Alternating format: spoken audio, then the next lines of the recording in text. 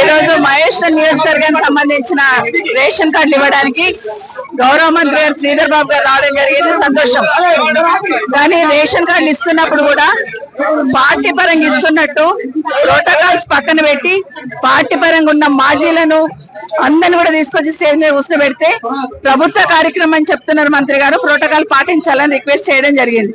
అయినా కూడా మంత్రి గారు ఇగ్నోర్ చేసి దాన్ని స్టేజ్ మీద వాళ్ళని అందరిని అట్లే కూర్చోబెట్టడంలో ప్రయత్నం చేయడంలో నేను బైకాట్ చేసి బయటికి రావడం జరిగింది. నాతో పాటు ఉన్న వాళ్ళందరినీ ఎన్ని రకాలుగా పోలీసు వాళ్ళు మా కార్యకర్తల మీద దాడి చేసే ప్రయత్నం చేశారంటే నిజంగా దాన్ని బాధాకరం. మా పోలీస్ సంబంధించిన మా సోదరులు కూడా విజ్ఞప్తి చేస్తున్నా, ఏదైనా కూడా సమస్య వచ్చినప్పుడు రెండు సైడ్లు ఉన్న వాళ్ళని కంట్రోల్ చేసే ప్రయత్నం చేయాలా, కానీ ప్రతిపక్షంలో ఉన్న వాళ్ళను దౌర్జన్యంతో గెంటేసే ప్రయత్నం చేయాలనడం మాత్రం చాలా తప్పు.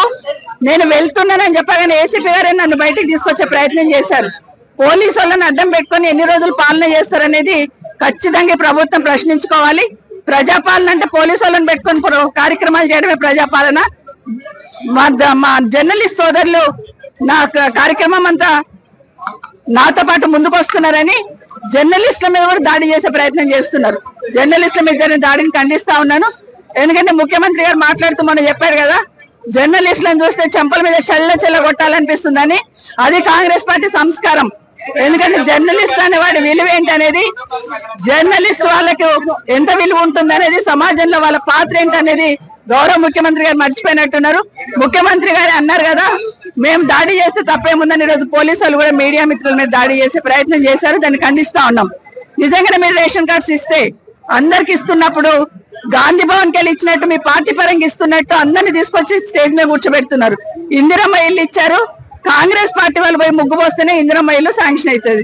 రేషన్ కార్డు కూడా కాంగ్రెస్ పార్టీ వాళ్ళే ఇస్తున్న ఫీలింగ్ తీసుకొచ్చి ప్రభుత్వ పరంగా ఇస్తున్నారా, కాంగ్రెస్ పార్టీ నుండి ఇస్తున్నారా అనేది సమాధానం చెప్పాలి ఈ ప్రభుత్వం.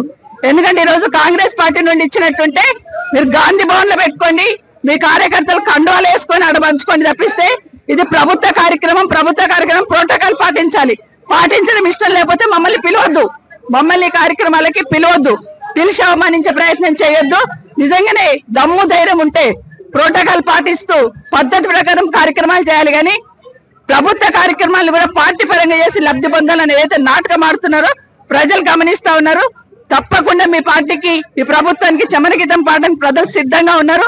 మీరు ఇస్తున్న రేషన్ కార్డులు ఈ రోజు నేను చూస్తే కందుకూరులో 117 రేషన్ కార్డులు, మహేశ్వరంలో 230 రేషన్ కార్డులు, బాలాపూర్ మండలం అంటే బడంపేట, మీర్పేట, జల్పల్లి అంతా కలిపితే 1300 రేషన్ కార్డులు, అన్ని కలిపితే 1700 రేషన్ కార్డులకి 1700 రేషన్ కార్డులకి ఇంత డబ్బా కొట్టుకుంటా ఉన్నారు. ఈవెన్ కనీసం ఏవైతే అడిషన్స్ ఉన్నాయో అడిషన్స్ కూడా కొత్త రేషన్ కార్డులను లెక్క పెడతా ఉన్నారు. ఇంత హంగామా ఎందుకు? స్థానిక సంస్థల ఎన్నికలు వస్తున్నాయి కాబట్టి ఇవన్నీ హంగామా చేసే ప్రయత్నం చేస్తా ఉన్నారు. ప్రజలంతా అమాయకులు కాదు. తప్పకుండా ఈ ఎన్నికల్లో మీకు కర్రు కాల్చి వాత పెట్టడం తప్పకుండా జరుగుతుందని కాంగ్రెస్ పార్టీ వాళ్ళు తెలియజేస్తా ఉన్నారు. ముందు నుండి ప్లాన్లు ఉన్నారు కాబట్టి బెటాలియన్ పోలీసు వాళ్ళని దించారు. బెటాలియన్ పోలీసు వాళ్ళు ఏమవసరం రేషన్ కార్డులు పంచడానికి? నిజంగానే రేషన్ కార్డు అర్హత ఉన్న వాళ్ళందరికీ ఇవ్వమంటున్నాము, ఇవ్వండి, మేము స్వాగతిస్తాము. కానీ కార్యక్రమాన్ని డిస్టర్బ్ చేయాలన్న ఆలోచనతోనే, మీరే డిస్టర్బ్ చేసుకోవాలన్న ఆలోచనతోనే ఉదయం 9 గంటల నుండి బెటాలియన్లు దించారు పోలీసు వాళ్ళను. 4-5 సిఐలు, ఏసీపీ, డీసీపీ. ఎందుకు ఇది? మామూలు రేషన్ కార్డులు ఇవన్నీ వస్తే ఇంత పోలీస్, ఇంత హంగామా, ఇంత సెక్యూరిటీతో ఇంత హంగామా సృష్టించాల్సిన అవసరం ఉందా? లేదు. ఎట్టి పరిస్థితులలో ప్రోటోకాల్ లేని వాళ్ళని స్టేజ్ మీద కూర్చోబెట్టి దాన్ని అడ్డుకుంటే బీఆర్ఎస్ పార్టీ ఏదో అడ్డుకుంటుందనే నెపం నెట్టాలని ప్రయత్నం మీరు చేస్తా ఉన్నారు. ప్రజలు అన్ని గమనిస్తా ఉన్నారు. ఈ రోజు 3వ స్థానంలో వచ్చిన స్టేజ్ మీద కూర్చోబెట్టినప్పుడు నా మీద ఇంకా 20 మంది పోటీ చేశారు. ఆ 19 మందిని కూడా తెచ్చి కూర్చోబెట్టండి. 3వ స్థానంలో వచ్చిన ఆయన ఎట్లా కూర్చోబెడుతున్నారు? ఇంకా 19 మంది పోటీ చేసిండ్రు నా మీద, వాళ్ళందరినీ కూడా తెచ్చి కూర్చోబెట్టండి. అప్పుడు యాక్సెప్ట్ చేద్దాం. అట్లా కాకుండా మీకు గాంధీ భవన్ కి వెళ్ళి ఇచ్చినట్టు, మీ జేబులకి వెళ్ళి ఇచ్చినట్టు, మీ పార్టీ పరంగా ప్రోగ్రామ్ చేస్తామంటే చూస్తూ ఊరుకోవడానికి ఎవరు సిద్ధంగా లేరు. ప్రజలు కూడా అన్ని గమనిస్తా ఉన్నారు. సమయం సందర్భం కోసం వెయిట్ చేస్తున్నాం.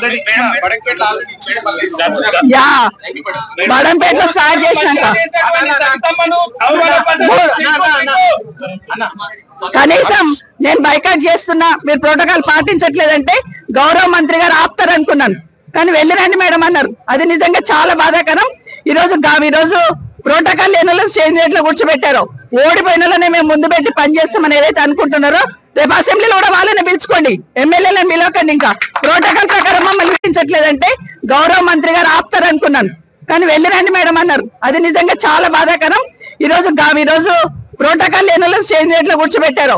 ఓడిపోయిన వాళ్ళనే మేము ముందు పెట్టి పనిచేస్తామని ఏదైతే అనుకుంటున్నారో రేపు అసెంబ్లీలో కూడా వాళ్ళని పిలుచుకోండి, ఎమ్మెల్యేలను పిలవకండి. ఇంకా ప్రోటోకాల్ ప్రకారం మమ్మల్ని పిలవకండి. మా మీద ఓడిపోయిన కాంగ్రెస్ వాళ్ళని తీసుకొచ్చి మీరు మీటింగ్లు పెట్టుకోండి, అసెంబ్లీ నడిపించుకోండి. ఇదంతా కూడా వ్యవస్థనంతా నాశనం పట్టిస్తున్నారు, భ్రష్టు పట్టిస్తున్నారు.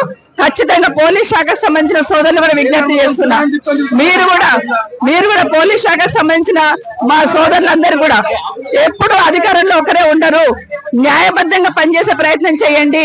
మీరు ఈ రోజు ఒక్కరొక్కరిని మా వాళ్ళని లాగేస్తుంటే నేను కూడా చూశాను. ఏం తప్పు చేశారు? ప్రభుత్వ కార్యక్రమానికి వచ్చారు నయనక కార్యకర్తలు, ఎందుకు లాగేస్తారు? ఏం రైట్ ఉంది? మహిళలను కూడా చూడకుండా లాగేస్తున్నారు. జర్నలిస్టులు ఏం తప్పు చేశారు? మాది వీడియో తీస్తా ఉన్నారు గొడవ అవుతుందని, అది కూడా వాళ్ళు చేసిన తప్ప. వాళ్ళని కూడా లాగి పడేస్తా ఉన్నారు.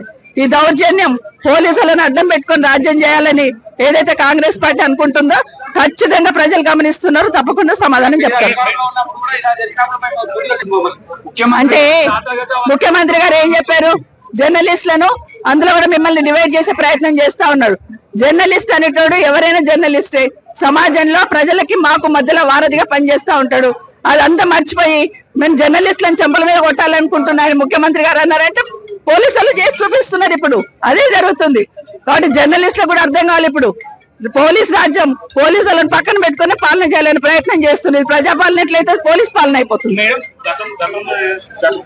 అప్పుడే అడగాలి కదా, ప్రోటోకాల్ ప్రకారం మీకు ఏదైనా ఇబ్బంది అయితే మీరు పలానా వాళ్ళని పిలవలేదని అడగాలి కదా. మీకు ఎక్కడ నష్టం జరిగింది, ఏ ప్రోటోకాల్ పాటించలేదు, అప్పుడు దమ్ము లేదా అప్పుడు అడగడానికి? ఇప్పుడు మాకు దమ్ము ఉంది కాబట్టి అడుగుతున్నాం, ప్రోటోకాల్ పాటించమని. మీకేమైంది అప్పుడు ఎందుకు మూసుకొని కూర్చున్నారు? ఖచ్చితంగా అడగాల్సిందే కదా. అప్పుడు అడగకుండా ఇప్పుడు గాయకెత్తుకొని ఇప్పుడు అరుచుకుంటుంటే అప్పుడు ప్రోటోకాల్ పాటించినప్పుడు ప్రశ్నించాల్సింది, దానికి సమాధానం చెప్పేవాళ్ళం. తప్పు చేస్తే సరిదిద్దుకునే వాళ్ళం. అది వదిలేసి ఈరోజు పార్టీ పరంగా అందరినీ మాజీలని స్టేజ్ మీద కూర్చోబెట్టుకొని మేము కాంగ్రెస్ కండువాలు వేసుకొని పంచుతామంటే ఇది మీ గాంధీ భవన్కి వెళ్ళి ఇస్తలేరు, ప్రభుత్వంకి వెళ్ళి ఇస్తున్నారు. అది గుర్తు పెట్టుకొని పాలన చేయమంటున్నాం. లబ్ధిదారులకు నష్టం జరగొద్దని ఈరోజు నేను బయటకు వచ్చిన. లబ్ధిదారులకు నష్టం జరగొద్దు, రేషన్ కార్డు వచ్చిన వాళ్ళకి అన్యాయం జరగొద్దని నేను ఈరోజు బయటకు వచ్చిన. లేదంటే అక్కడే కూర్చొని అందరినీ లాగి కిందికి పడేసేంత వరకు ఆగేదాన్ని కాదు. అది గుర్తు పెట్టుకోవాలి. ప్రజలకు నష్టం జరగొద్దు కాబట్టి మా వల్ల ప్రజలకు లబ్ధి పొందేటోళ్ళు నష్టపోవద్దని ఈరోజు నేను బయటకు వచ్చినాను. అది గుర్తు పెట్టుకోవాలి, మా ప్రజలు కూడా గమనిస్తారు.